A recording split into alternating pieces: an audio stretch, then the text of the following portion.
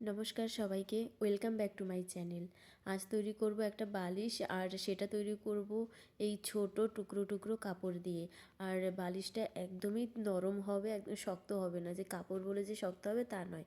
আর এই যে এতগুলো ছোট ছোট টুকরো কাপড় রয়েছে, এগুলো আমার অনেক দিনেরই পুরনো, মানে সেলাই করা সব কাপড় সেইগুলোই।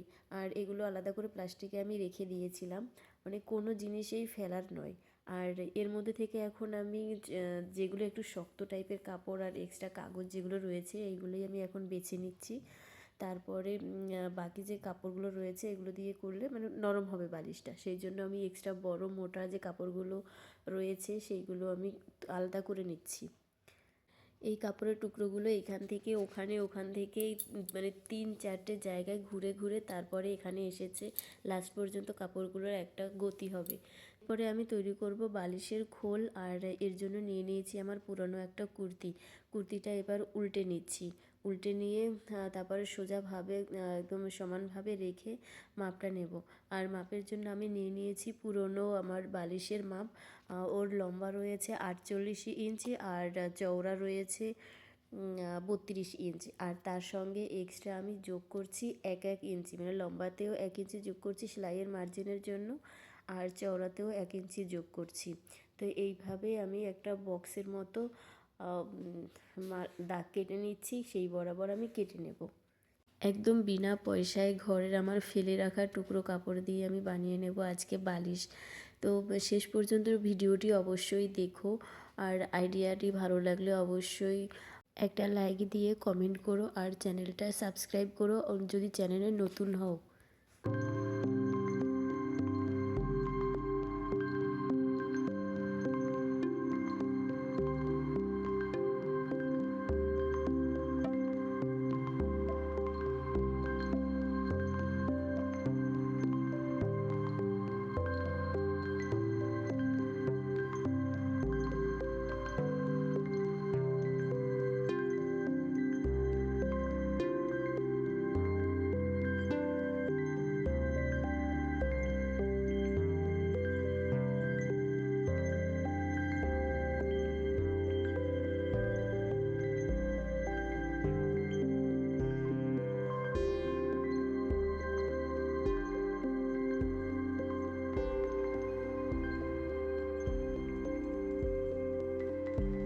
বালিশের খোলের কাটিং আমার হয়ে গেছে। এরপরে যে কোনো একটা সাইডের একটুখানি ফাঁকা রেখে বাকি চারদিকটা আমি পুরো সেলাই করে নেব। আর ওই ফাঁকা জায়গা থেকে আমি এই টুকরো কাপড়গুলো ঢোকাবো সেই জন্য। তো এখন আমি প্রথমে এটা সেলাই করে নিচ্ছি চারোদিকটা।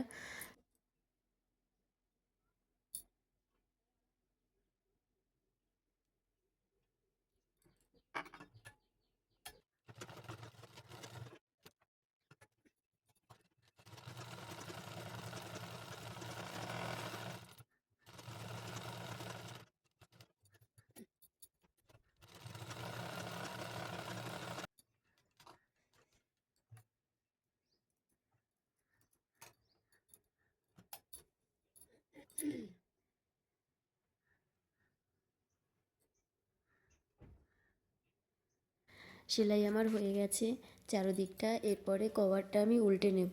তো যে জায়গাটুকু আমি ফাঁকা রেখেছিলাম সেই জায়গাটুকুই থেকে আমি এখন কভারটা উল্টে নিচ্ছি।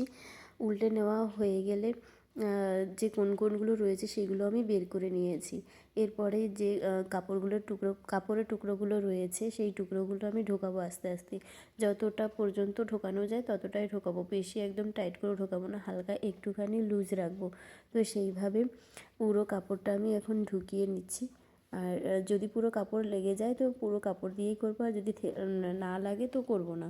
তো আশা করি আমার পুরো কাপড়টুকুই লেগে যাবে। তো এখন আমি অল্প অল্প করে একদম কোনায় কোনায় দিক করে চেপে চেপে তারপর আমি মানে পুরো ভেতরটা ফিক্স করে রেখে রেখে পুরো কাপড়টা আমি ঢোকাচ্ছি।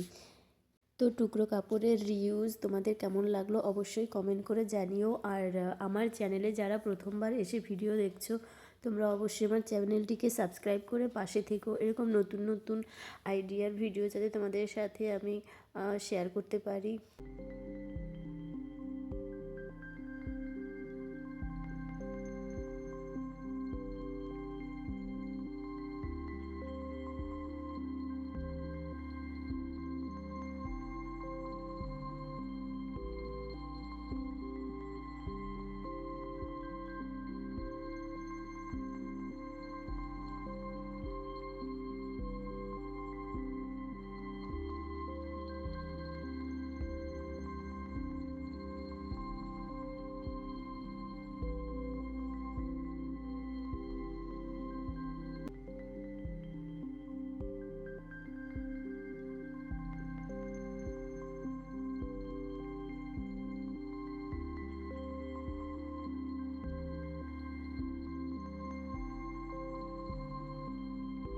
টুকরো কাপড়টাই মোটামুটি আমার লেগে গেছে বালিশের জন্য। তো এবার যে ফাঁকা জায়গাটা আমি রেখেছিলাম সেই জায়গাটা আমি এখন সেলাই করে নেব।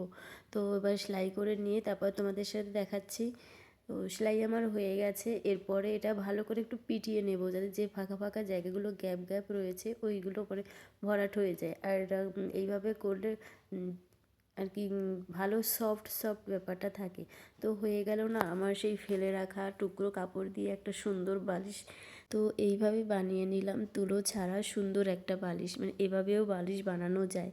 তো এরপরে এর একটা আমি কভার লাগিয়ে দেব। তো কভার লাগালেই বেশ সুন্দর আরও দেখতে লাগবে। তো এই কভারটা আমি লাগিয়ে নিচ্ছি। আমার পুরনো বালিশের মাপেরই এই কভার, তো এটাও সেম টু সেমই হবে।